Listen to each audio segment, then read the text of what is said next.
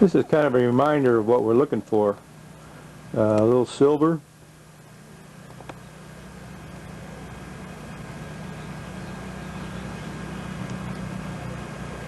a little gold,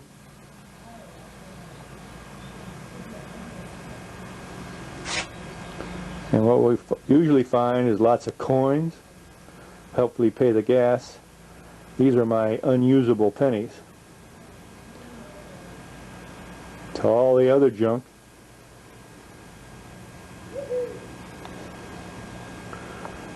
including fishing weights, silverware, wish it was silver, toy cars, keys, diving weights,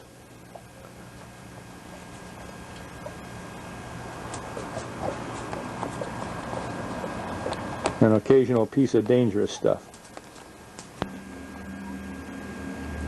We're here at the House of Treasure Hunters in San Diego. This is Joe Johannick. He's the sole proprietor of this store, and he has agreed to let us film his stock, and we're going to go down through his metal detectors.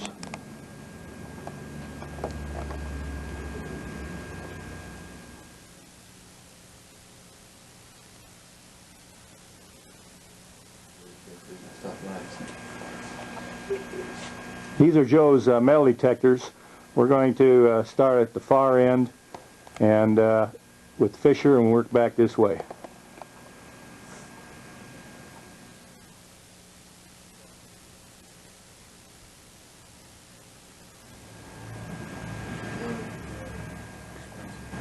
We're looking at the Fisher line of metal detectors. In the middle is that 1266, and that replaced their old 1265. And that 1265, one of the beach standbys for a long, long time. The frequency on it is 4.8 kilohertz. And I mention these frequencies to keep in mind. We'll talk about frequencies a little later. Just to the left and below it is Fisher's new CZ5. This metal detector is doing real good. It's a new technology. It utilizes two frequencies simultaneously, 5 and 15 kilohertz. It's doing real well, and the guys that have them really swear by them.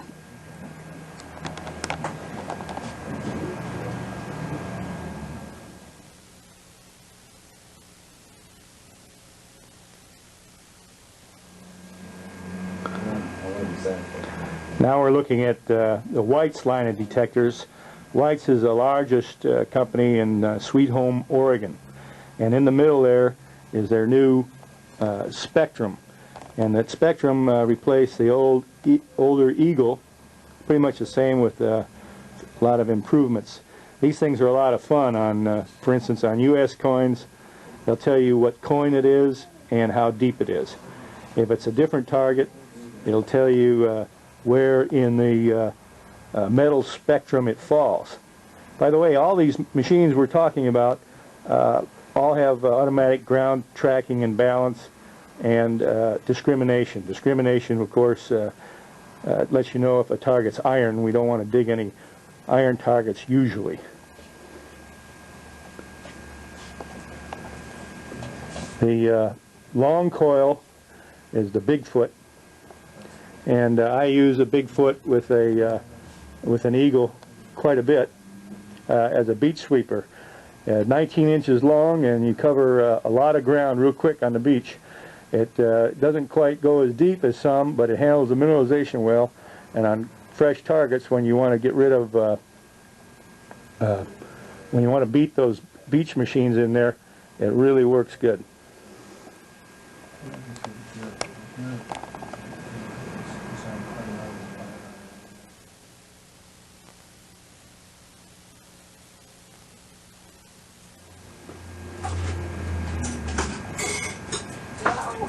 These are the Garretts, and the bigger one in the middle is the Garrett Grandmaster Hunter, and it's that machine actually talks to you.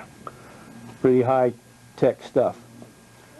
This one here, just to the right of it, and lower is their GTA 500 graphic target analyzer. It's a real turn on and go machine with a nice readout. Perhaps their most popular model. Garrett's been around a long time, and they have plenty of machines.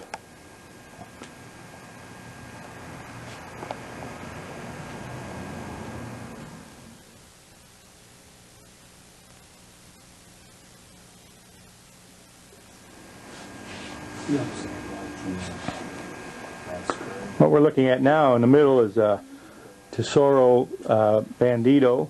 Tesoro's got a bunch of really good machines. I bought my son one of their Silver Sabres a number of years ago, and he found a woman's gold wristwatch with it, and he's been hooked ever since.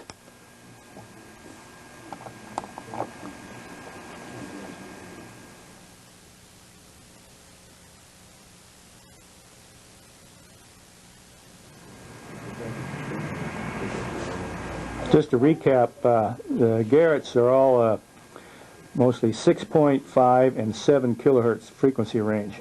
I should have mentioned that before. The Tesoros are around 12, higher than the usual coin machines. And one of the newest lines of metal detectors is the Mine Labs. These are made in Australia and really technologically on top of the heap, practically. The Sovereign on the left utilizes 17 discrete frequencies simultaneously, and it also uses a different winding on the coil. It's a little hotter. The Excalibur, which is brand new, right next to it, is basically a waterproof Sovereign, and it has their new Sea Search coil, which is really good in and out of the water. I use a Sea Search coil on my regular Sovereign. If you notice on that Sovereign, the wires are wound in the middle. Well, that's too close to the coil. Those wires will set up their own field and will interfere with the machine's operation. And that goes for any metal detector.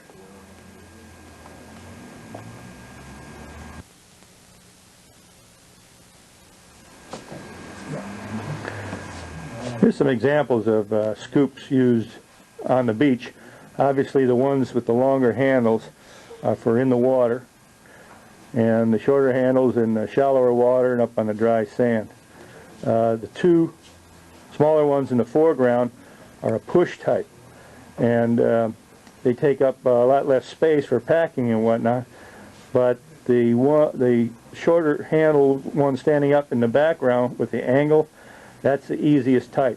The angle gives you, and the pull is more powerful, and that's the one I prefer. And actually I prefer like that one in the middle, standing up, but maybe with a 6-inch longer handle. And I can go pretty deep in the water and anywhere on the sand, and if that sand's soft enough, I can not break my back or have to get on my knees.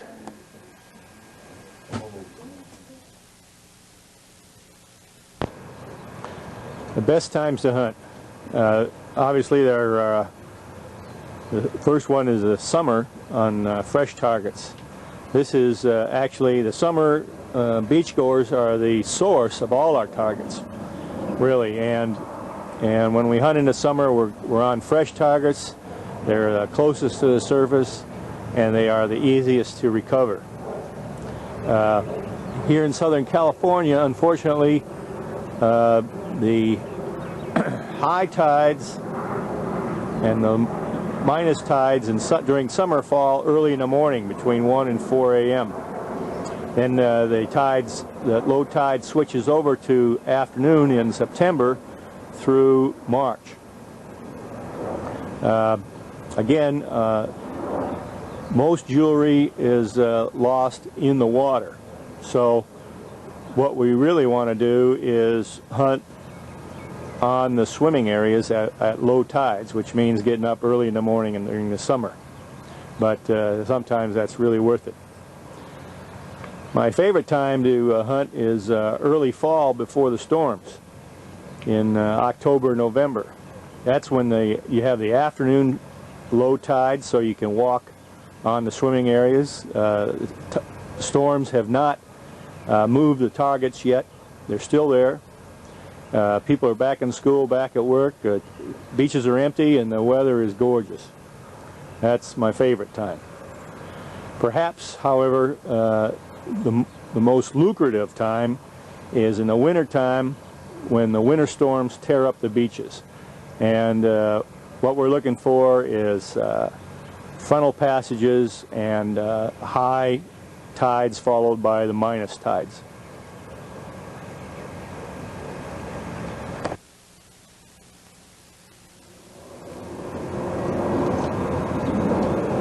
Anytime we walk onto a beach, you really want to keep your eyes open, see what's going on.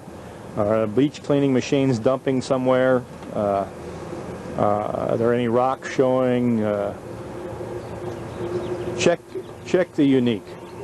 Low tide exposed flats, cuts, rocky shoals, litter areas.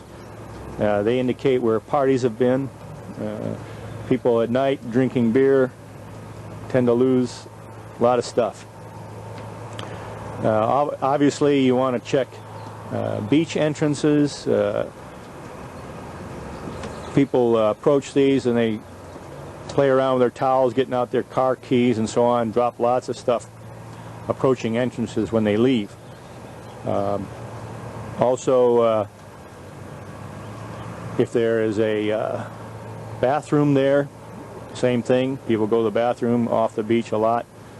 People go to food concession stands a lot. There's one beach that has a large beach in northern LA County, has 3 situations where there's both the entrances, bathrooms, and food concessions all in the same place. These things are hot when the beaches are loaded in the summer. Next I want to show you something about search patterns on the beach and zigzag and grid. And then we'll be right back with that.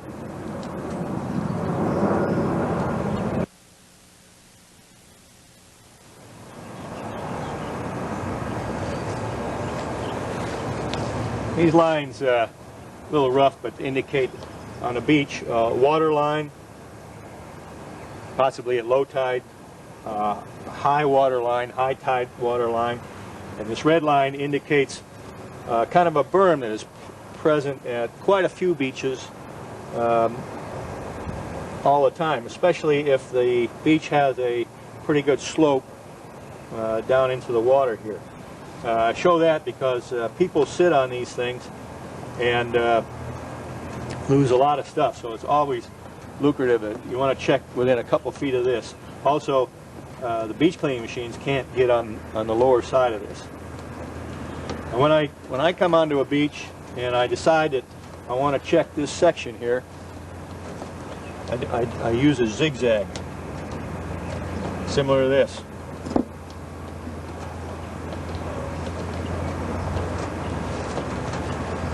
What I'm hunting for is a line of coins. Suppose there's a line of coins here from an earlier storm, off of a cut or whatever. I come down and I went through it once and I didn't hit a coin, so I come back down and bingo, I hit this coin right here. Immediately I want to start a grid pattern. In other words, we're going to start going like this.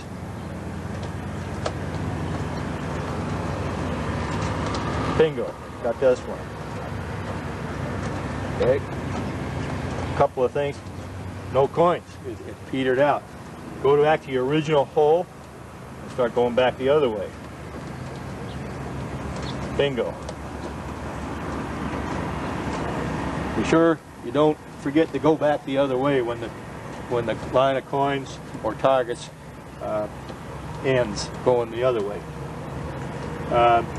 This here indicates a lifeguard tower or a lifeguard platform. Now, these things always have a crowd in front of them. So, on the dry sand, be sure and do this.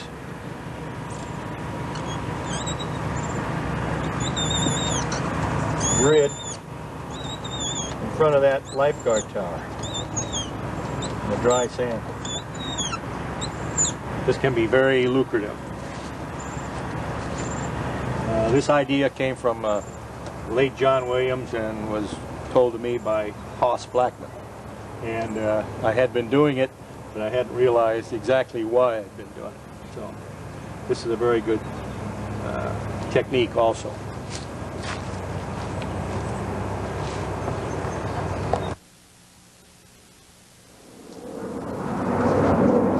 The last best time to hunt the beaches is in the winter, and we set up and we start to watch for frontal passages and coinciding with high tides. And when we put 2 or 3 of those situations together, it really turns into a jackpot. Don't overlook the possibility of a fall or even summer situation like this. At Huntington Beach, found a 4-foot cut in July, and that was a real surprise and very lucrative too.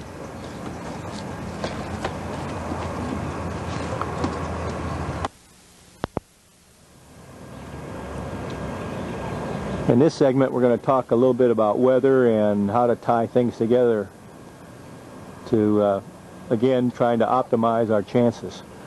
What we're looking at is the weather page from the San Diego Union Tribune. And as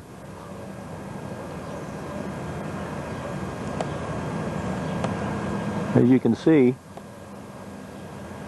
we've got a forecast. We have a national weather map. We have a satellite map. We have a tide table. We have a marine forecast. These are the things we're interested in.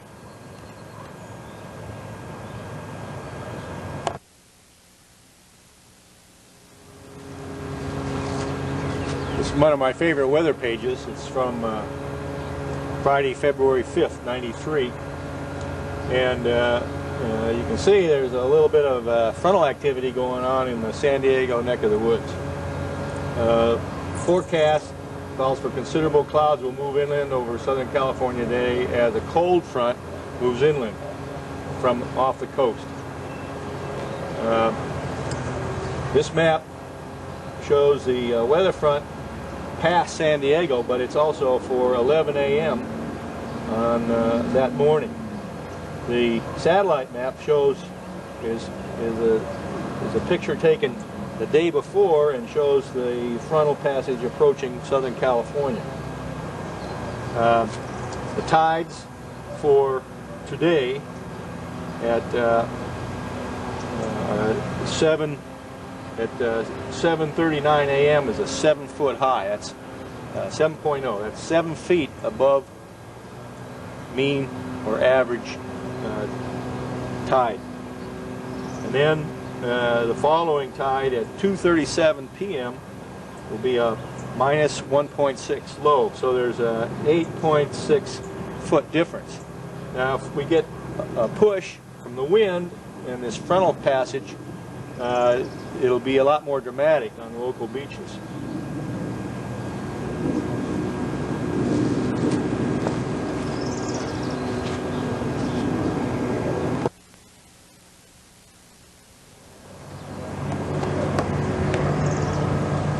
This is a close-up of an enlargement of that same weather map, and you can see from the direction of that front, the wind will be perpendicular to the line of that front. That's a good direction. The normal directions are from the northwest here. Here's the marine forecast. A storm system moving inland over California will continue to produce strong winds and heavy surf for the coastal waters of the entire state. They will decrease tomorrow. But the key word is heavy surf. We're really looking for that at the frontal passage. There's a little bit about today's surf. Don't believe it. It's going to be a little heavier than that.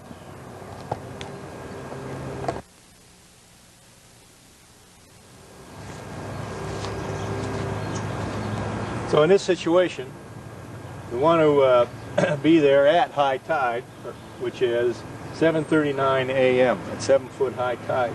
And with that frontal passage going on, you better wear your rain gear. But that is exactly the kind of situation where cuts are made. When that beach is cut, those waves wash it off, and we end up with a surface like this. Targets that all are in here are scattered down here, closer to the surface. That's the whole reason for this whole putting together the weather and the tides. We want to be there. We want to put a front together with a high tide. This produces high winds, high waves, even higher than the 7-foot high tide, so we could end up with a 20-foot situation. We want waves to have a low interval. In other words, time between waves. The lower the interval, the better. And we're looking at, we want less than 6 seconds, 5 seconds or less. Pick a beach that's exposed from that direction. Look at the direction of the storm. And we don't want to point covering the beach a mile away from that direction or whatever. Make sure it has good exposure. Be there at high tide, and then hunt on down to low tide. If you get there, things aren't happening, there's no cut or anything, boom, head for the next one. Don't waste your time.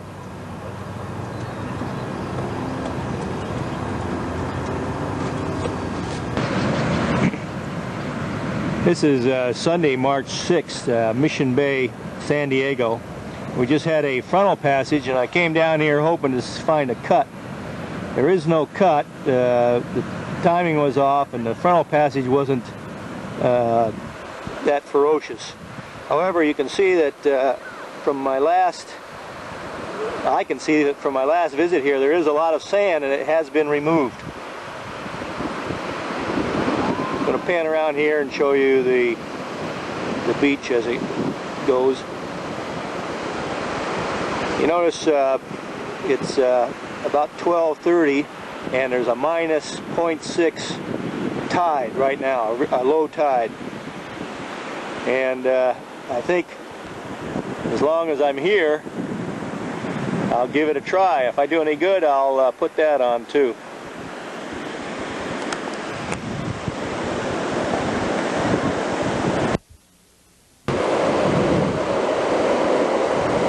About 2 o'clock, I metal detected for an hour, and then I had to wait for a squall to finish. But you can see some of my dig holes right there, and this is actually the lowest point on the beach. You notice there's a pretty good slope from the sand, and then as it rounds out, we're the closest to the bottom layer, or a heavier, darker gravel layer that holds the targets. It's down about 11 inches. We're going to show you that here in a second.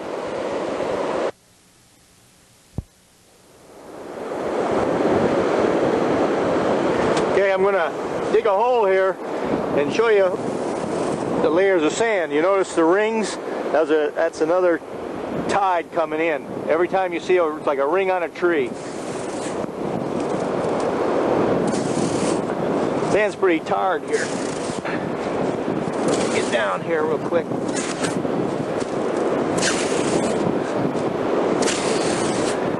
Start seeing a little darker layer there. little more gravel.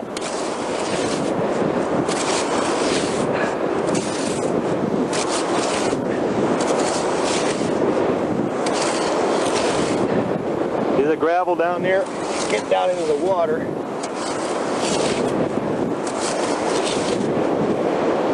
But that's where the targets are sitting, in that, on that gravel layer. It acts like a... I wanted to show you exactly what was going on yesterday. That was Mission Beach, San Diego. It was a minus 0.4 tide, 0.4 of a foot below the average tide. This is the side view of the beach, a cutaway of the beach. The solid line represents the current level of the sand. The dotted line represents the level of sand in the summertime. In the winter, the storms and the waves etch out the beaches and remove sand. In the summer, sand bleeds back in naturally, but on the more popular beaches like this one, they import sand. They actually truck it in. The lower dashed line represents that gravel layer I was talking about. Now if you notice, my dig holes were all pretty much in a certain band, and that band is where the targets had been bleeding out and staying and collecting on the gravel layer, and it was closest to the current surface, so I could reach them with my metal detector. And this shows there was a little bit of water from here, then there's a sandbar that came up. This sandbar is made out of from sand that has been actually washed on out. The the slope of this thing shows that there was quite a bit of sand removed, and all these targets would end up right about here, or a good percentage of them would. Most of those targets I dug were nails, and those nails were there last summer too, and I got a diamond ring out of this area last summer, and I knew if there were any targets, good targets left, the nails would indicate that they'd be there too. Okay.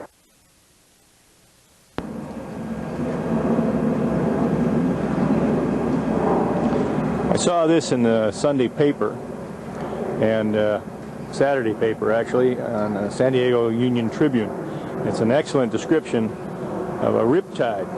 Now here's another thing to look for to get the top level of sand down to where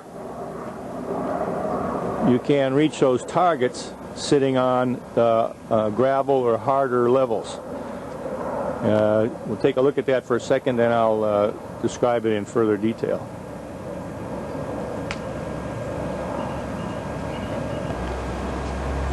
What happens is that a break occurs in the sandbar that's offshore. This is the water line, and a break in the sandbar occurs, and all the water coming over this sandbar tends to run sideways and then out through this bottleneck, which increases the speed, acts like a venturi, and drags a lot of sand out with it also. So during high tide or medium tide times, you want to look for this sort of thing. Also conveniently, the lifeguards in the more popular beaches will mark it with a red flag. So then you go back at low tide, when the water line is actually up out here, and you can search this bottleneck area out to maybe knee deep. I wouldn't go any deeper than that, because chances are that the riptide effect will still be working.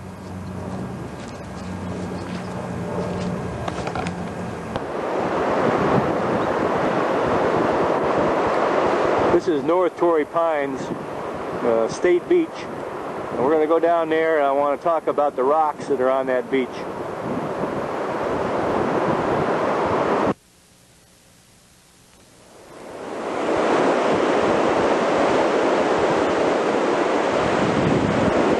When you have a shoal of rocks showing like this, what happens is, especially if it's down near the water line, these tend to collect targets.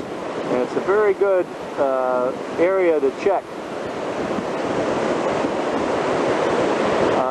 on the downside is it's hard digging in there, but of course everything that gets lost above it or in it is still there, so that's definitely a good place to check.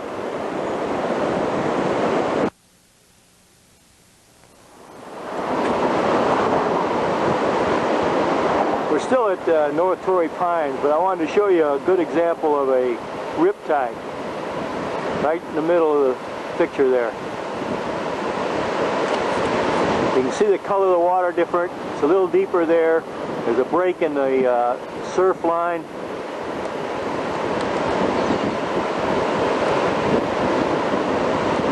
And that's how they look quite often.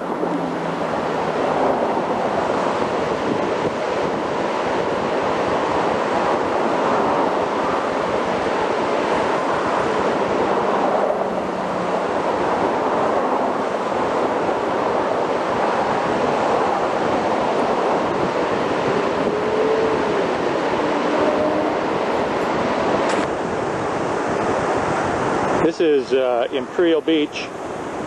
We're looking at a minus 0.7 low tide. Going to pan around. There's a detectorist.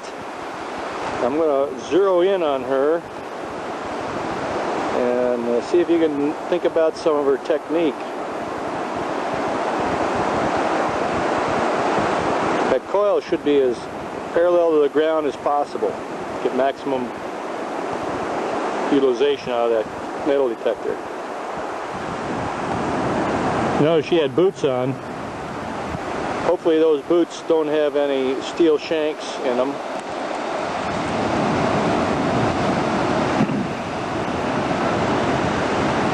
That steel shank will really mess you up. Cause you a lot of problems.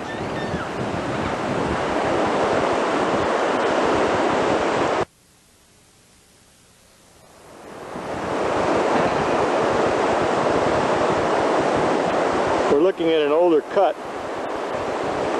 When I went to Mission Bay the other day, I probably should have come here.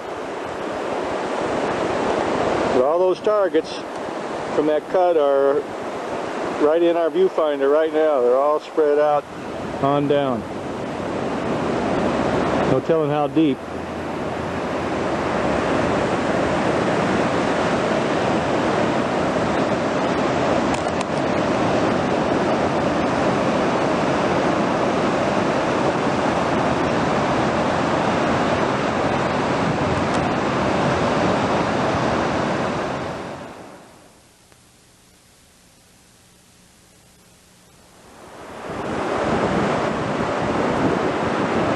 This is about a half hour later, and we're looking at a winter berm, something the sand is piled up to protect the beach against winter waves.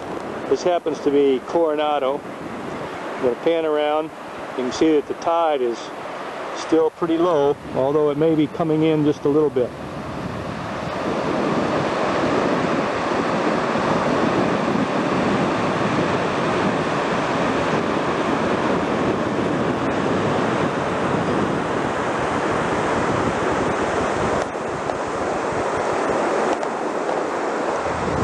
That's the Hotel Del Coronado in the background. Customers from that place provide a lot of jewelry for this beach. In the middle of December, I had 2 really good days out here back to back. We're looking right at the point where I found, in 2 days, I found an 18-karat ID bracelet, 3 gold rings, a gold cross and chain, and a couple of silver rings and odd stuff. Pretty good day in December.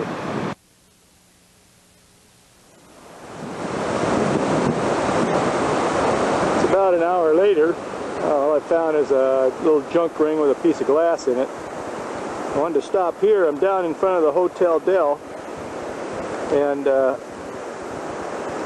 this old boat launch here, the structure sticking out of the sand, this is the kind of thing that we use to gauge how much sand is present. The less sand, the better. get to the older and more concentrated targets.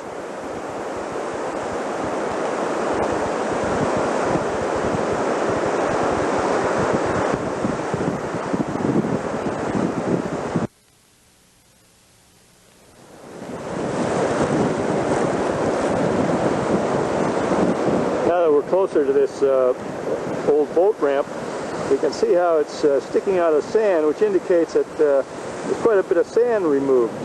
You can see the normal level of the sand up here at the top, and usually that comes right out. In the summertime, this thing is completely covered up.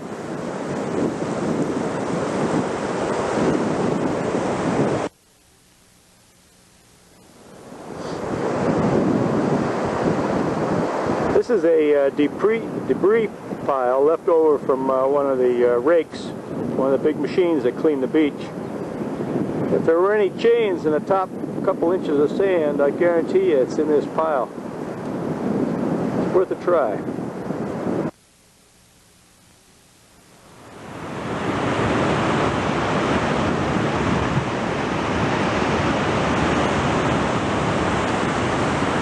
People sit on the tops of these berms and lose lots of coins, and this is in the wintertime, so not so much in the wintertime, but in the summertime when these berms, it's kind of a natural thing, is that just before it falls into the water, people just love to sit on these things, and be sure and check them out.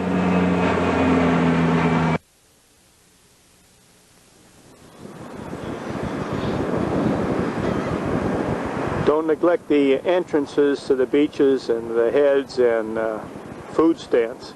People shift their towels around and clothing going in and out, drop a lot of stuff. Another thing is the volleyball courts and volleyball nets. People do a lot of jumping around. I found a lot of stuff right here. How you doing, sir? Back to the frequency of these machines. I want to show you the relationship between the frequency and the target size capability and the stability and the depth relationship. Basically, the lower the frequency, the larger the target has to be, but the deeper it will detect that target. Also, the lower the frequency, the more stable the frequency is. Get down here, the lowest VLF metal detector, popular one on the market, is 2.8 kilohertz. That's Fisher 1280X. Then you can see that the rest of the big three are bunched right here. Whites, Garrett's, and Fishers are all bunched right here, and they spend a lot of money on research determining that that's the best frequency for their coin shooters. The one Maverick that jumped out a little bit is Tesoro. They like 12. They want to get them smaller targets. A number of years ago, Fisher came out with a gold bug. This was the first metal detector strictly for gold nugget shooting. It was very successful. I got a lot of nuggets with it. 19.2 kilohertz. Next came whites. They jumped way out with 55 kilohertz. They were blowing people away because these things up here, you get in this range, you're talking about targets down to 1 grain. And the problem is that 1 grain has to be within probably the top quarter or half inch, and the conditions have to be really right. Maybe a uniform dry washer pile or something like that. But there's a lot of guys cleaned up with a lot of small nuggets because nobody ever had that capability before. Next, just recently, Mine Lab came out with an XT 17000, made in Australia, and they picked 32 kilohertz. They wanted a little more stability, and like that. It's interesting to see what they come up with. They right now on the market, the two selectable frequency metal detectors are Garrett has one, and the Mine Lab XT 17000. 32 kilohertz again, and 6.4 kilohertz. Two metal detectors with simultaneous frequencies. Fisher CZ5, 5 and 15 kilohertz. MineLab, Sovereign, 17 simultaneous frequencies, 1.5 to 25.5 kilohertz. Real high-tech stuff here. The next thing I want to talk about is the pulse. But before I go on to that, I'd like to mention that these nugget shooters, if you have one, try them on the beach. The high frequencies are no good in salt water or on saltwater sand, wet sand. But on the dry sand, these are your chain killers. These metal detectors here won't pick up a chain unless it's heavy, or there's something on it, or it's fallen into a ball. These detectors will get the chains. The gold bug to a little bit lesser extent. Kind of a middle-of-the-road frequency. The pulse technology has just taken a big leap, and I'd like to talk about that next.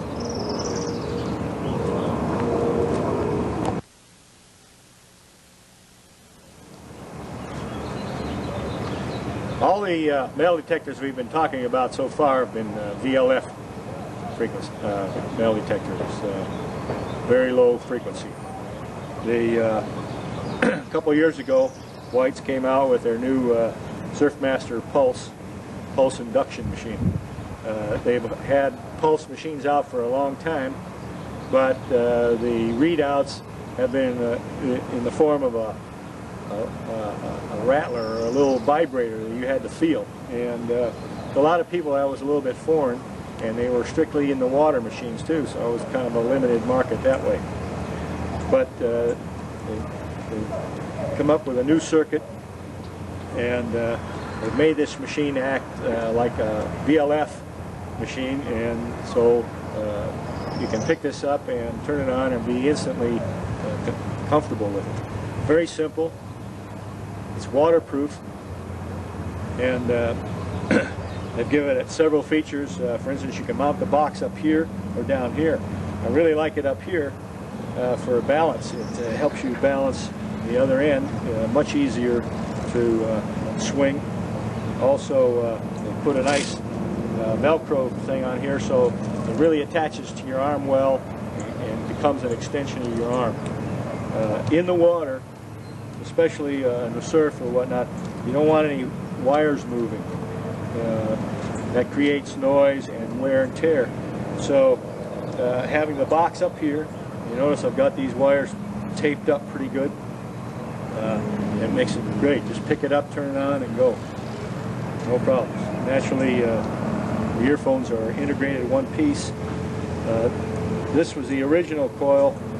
It's buoyant, so you had to hold it down. They have now come out with a weighted coil, and I put a plug here so you can change coils.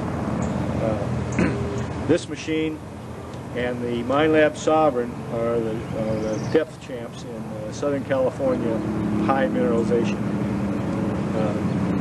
This machine, of course, does not have discrimination, and but it costs $300, $200 less than the Sovereign.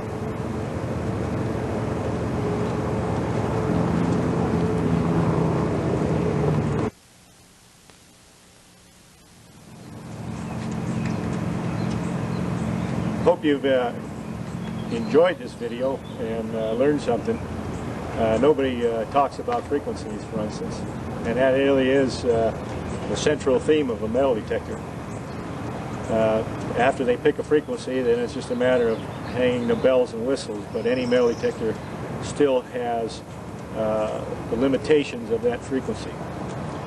At the beginning of the film, old Joe Johannick, House of Treasure Hunters, I told him to stand still, and old Wooden Face did. He took me literally, and I assure you he is alive. And one other point I wanted to make was I showed you the dig holes on the beach at Mission Beach, and I left them open for video purposes. You notice joggers going by, very dangerous for them. Be sure you fill in your dig holes on that. The last thing is I'll be doing a video on water hunting in the water and on the wet sand strictly, and you can watch for that.